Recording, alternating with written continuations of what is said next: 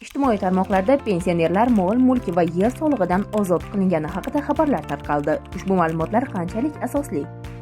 Soliq kodeksining 421-moddasiga muvofiq, jismoniy shaxslardan olinadigan mol-mulk solig'i bo'yicha imtiyoz barcha pensionerlarga nisbatan tatbiq qilinadi.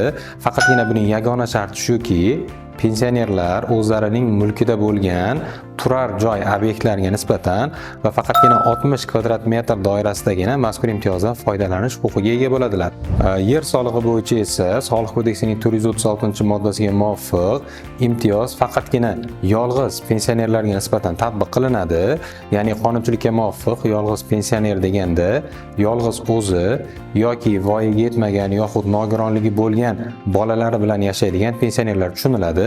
Endi esa mazkur imtiyozdan qanday foydalaniladi degan savolga javob beradigan bo'lsak, mazkur soliq imtiyozlaridan foydalanish uchun pensionerlar o'zlarining pensiya guvohnomalarini yoki byudjetdan tashqari pensiya jamg'armasi tomonidan beriladigan ma'lumotnomani, shuningdek fuqarolarning o'zini o'zi boshqarish organi, ya'ni mahalla fuqarolar yig'ini tomonidan beriladigan ma'lumotnomani soliq organiga taqdim etish kifoya qiladi.